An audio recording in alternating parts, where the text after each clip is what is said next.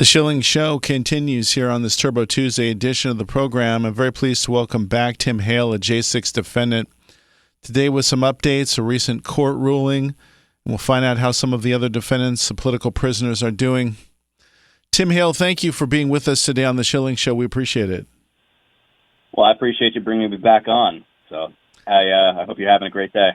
So far, so good. We live in interesting times, as they say, and there's a lot going on in the world, but we should never forget what's going on in Washington, D.C., and these gulags where people are being held as political prisoners. Maybe you could briefly give us your own story. Sure. Well, there's a lot going on there. Yeah. You want to do? Would you like to cover the day of January 6th, the time in the gulag, or? Yeah, I'd like to cover just a little bit of the day and what happened, because I think people are still flummoxed by the hammer that was dropped on people for what could be termed as relatively minor infractions. Well, it's absolutely correct. 3 years later, I was just making note of this earlier.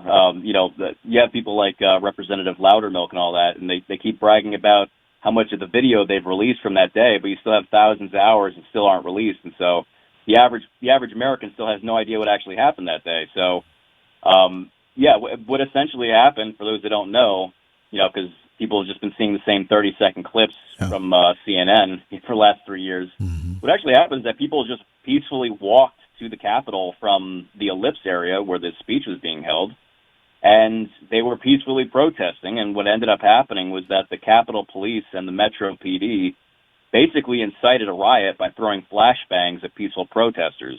They started macing people, throwing flashbangs, and essentially it incited the riot. And so what ended up happening was, that's the long and short of it. That's the Cliff Notes version. It was a very complicated day. There were bad actors there.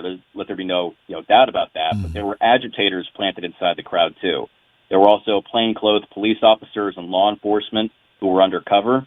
There were definitely suspicious actors. There were Antifa members there. Nobody there was part of a monolith. So it was a very complicated day, and they've tried to twist it into being like this event that was worse than 9/11. When in reality, most people there didn't even know there was an issue with them being there. So unless people really study the video, they won't even realize that there was even a perimeter set up.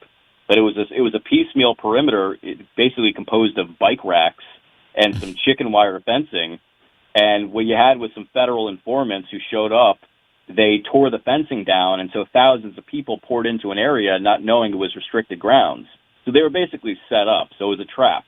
And so basically that led to the cops basically having carte blanche to do whatever they wanted to the protesters, and that's how it incited, and that's how it unraveled into a riot instead of a protest. Yeah, and so this is called an insurrection routinely by the press. I'd love for you to tell us why that's just a lie. Well, sure. What's funny is that even...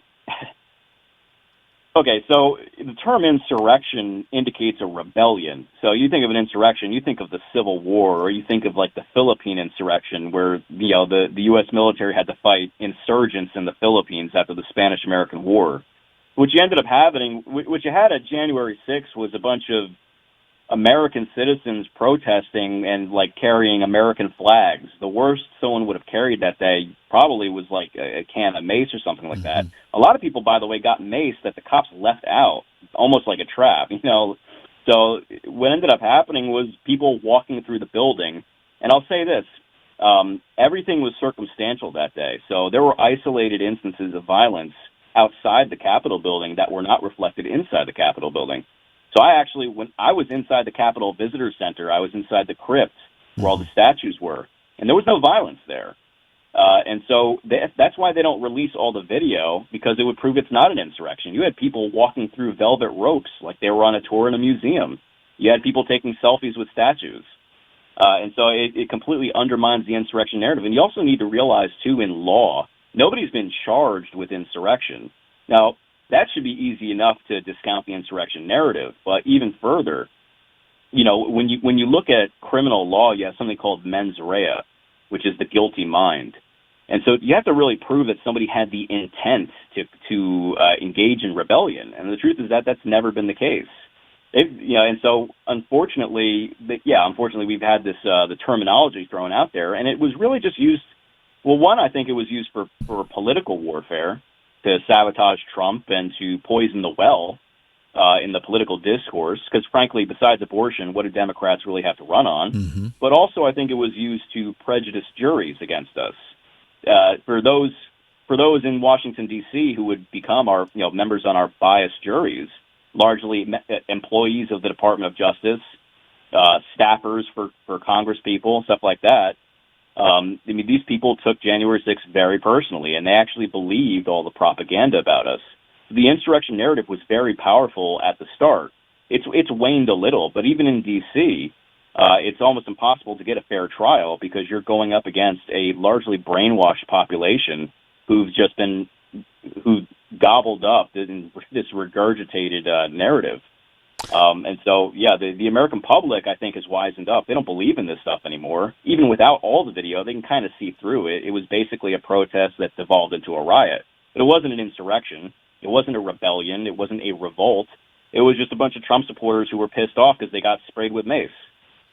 So one of the things that really bothers me, Tim Hale, amongst many that you mentioned, but one of them is the fact that people, even if they have quote-unquote representation, that a lot of times the defense attorneys were biased against them in a way that they never should be, and that they were actually hostile towards the people they were supposed to be defending.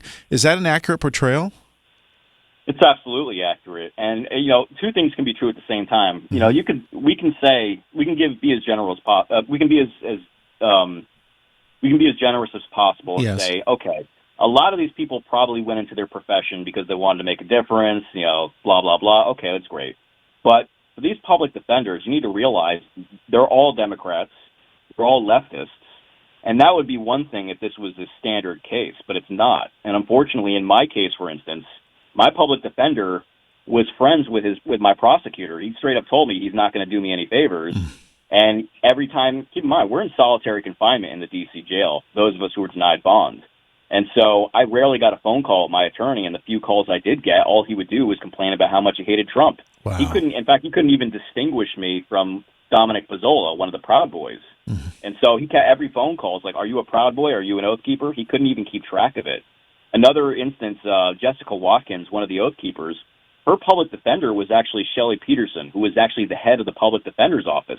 And she straight up told Jessica Watkins that she tried to steal her vote and that Trump supporters are Klansmen and racists. Wow. So, I don't know how anybody with these public defenders would possibly get a fair jury, let alone a fair representation. It's impossible. They're all on the same side, and they're all working to sabotage people's cases. Even if it's not a conscious decision, they can't separate themselves from their own personal bias. It's just impossible. It's absolutely frightening to consider that that's what our justice, quote-unquote, system has devolved to, when we have had for years and years in this country the tradition of innocent until proven guilty, and people would step up as defense attorneys taking the most outrageous cases, but always giving the benefit of the doubt to the rule of law and to the process in doing their job. And this sounds like exactly the opposite. We're talking with J6 defendant Tim Hale. We come back on the other side. We can take your calls at 977-1070. And I want to talk about the Supreme Court ruling and how that might affect people who are still being held in the gulag. Stay with the Schilling Show. We'll be back in just a moment for our final segment. Stand by. Schilling Show into our final segment for today, continuing with Tim Hale, J6 defendant. So since we last talked, Tim, there was a Supreme Court ruling which was very important to the people who are continuing and also to those who have been convicted falsely. Tell us about this ruling and what was the question at hand? Certainly. So I'll start from the beginning, which is that there's a federal statute, 18 U.S.C. 1512, 18 indicating it's part of Title 18. And so this statute goes back to the 80s, and it deals with tampering with witnesses. But after the Enron scandal, you had a substatute added that dealt with tampering with or destruction of documents. And so this substatute is referred to as obstruction of an official proceeding. Now, this was 2003. So it's quite a gap between that and 2021 when they first start using this charge, this substatute, to go after Trump supporters from January 6th. So essentially, the logic was that interrupting Congress on January 6th was an obstruction of an official proceeding, and thus this charge has been used as basically this. It's basically the trial theory is that by interrupting Congress, we fulfilled the elements of this charge, which is incorrect. And that was really the question in front of the Supreme Court. Does the original intent of the statute matter, or can this novel approach to the law be used to indict hundreds, if not thousands, of people? And the Supreme Court ruled that no, this statute has to do with destruction of documents, and the certification vote just doesn't fall within that purview. And so what you have now is that hundreds of people have been charged with this obstruction of an official proceeding charge that never should have been applied to them in the first place. It's a suspicious case that really deserves to be looked at in and of itself, because the first judge to uphold this was a woman named Dabney Friedrich. And her husband, funny enough, her husband was part of the Enron task force. And that's where that substatute came from, the Enron case. So that should have led to her recusing herself, but it did not. That's suspicious. The second thing is that the first defendants to have 1512 upheld regarding January 6th were federal informants: Nathan DeGrave, Ronald Sandlin, Josiah Colt, 3 co-defendants who were cooperating with the government to get out of trouble for drug conspiracies. So that's very suspicious. And of course, it wasn't just January 6th defendants who were hit with this charge. Eventually, Donald Trump, with his Washington, D.C. case, he was hit with 1512 as well. So this seems very coordinated. Now, there are a few cases that have now been impacted by this. So I presume you'd like to maybe delve into how this is going to affect cases going forward? Yeah, we've got about 4 or 5 minutes left, so I do want to make sure that we get to that. Absolutely. So it's probably going to drag on for a lot of people, but we have seen a few developments. So in the case of John Strand, he was convicted of 1512, and he actually, as of this week, we know he's going to get out on the 24th. He's going to be released. He's going to be released from prison early because of this ruling. That doesn't apply to everybody, but it is an indication that the courts might start loosening the leash, so to speak. Unfortunately, you also have some other defendants who had 1512 dropped earlier by the prosecution because they saw the writing on the wall. The DOJ knew this charge wasn't going to stick, and so they started dropping 1512 for some people. But in the case of one defendant I know, he actually ended up getting indicted with a new charge, civil disorder. So it seems as though they're going to taunt and play with people. Although in another case, a defendant was supposed to go to trial this week, and they actually got kicked down they actually kicked the can down the road because of this recent ruling. And now the trial is not going to go on probably until sometime in the winter. So we're seeing that there are developments happening in the court, but unfortunately justice is very slow. Despite saying that justice delayed is justice denied, this January 6th stuff is really dragged on for these last 3 years. But there is some indication that there will be some relief. Unfortunately, it's just going to take a little time. And it's been a lot of time already that people have been languishing under the very worst of conditions, as you and I have discussed previously, Tim Hale. And so I've got to ask you this question, the importance of this upcoming election in terms of justice. I mean, I hate that justice in America depends on the outcome of an election, but do you see it that way? Unfortunately, yeah. I mean, that's exactly it. People ask me, like, well, is there a way for you to get, for people like me, I've already served my sentence. I can't get that time back. Yeah. People like me or others who've had their lives destroyed, like, can you sue the government? Is there some way for you to get relief for this? And the truth is that I think in many cases it's a big pain to actually get any justice from the government in that instance.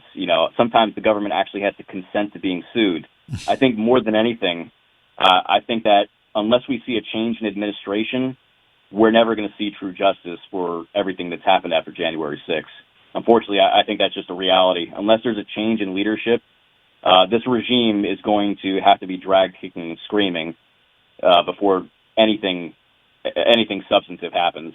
I think that by the time you even get to I think that by the time that administration changes, that's probably exactly where you would be if you went any other route. It would just be that slow. So I think, unfortunately, we're just going to have to hope and pray and vote to make sure that there's a change in leadership this this coming election. And I think that that's frankly the only way that there's going to be justice for the thousands of people who have been impacted by this. Finally, how could we get more information on the plight of these many people? I know there's a movie coming out or a movie that's been released. So there's probably places online where people can go to get more information or donate. What do you recommend? Well, I recommend going to a website called patriotfreedomproject.com. Patriot Freedom Project is a charity that was founded by my family, actually. Mm-hmm. We did it back when we were in solitary as a way to support the families, actually. People don't think about this. A lot of the people who were rotting were the breadwinners of their family. Yeah. So a lot of these families still need a lot of support. So, supporting those families is probably the biggest priority as of now. I would say go to patriotfreedomproject.com. Whatever you can do to support the January 6ers, please do. Donald Trump and actually J.D. Vance have both endorsed Patriot Freedom Project. It's been around for 3 years. It's helped hundreds of defendants. And there's, if you want to talk about movies, there's a couple of documentaries. There are at least 3 documentaries PFP has created. If you go on Rumble, you can search "Due Process Denied." 3 documentaries about January 6th that the public really needs to see, so they can really understand what kind of a humanitarian tragedy January 6th is. It's an absolute disaster, and the pendulum always swings back in the other direction. No American of either political persuasion should be okay with the way that the justice system has been weaponized, because it's going to keep happening. Tim Hale, thank you so much for sharing your story with us and these updates today on the Schilling Show, and we do pray for expedient justice for those who are being held as political prisoners. Thank you so much. Thank you so much for having me. You have a good day. Thank you. And that's going to wrap up today's edition of the Schilling Show, but we'll be back here tomorrow to do it all over again on a Wild Wednesday edition of the program.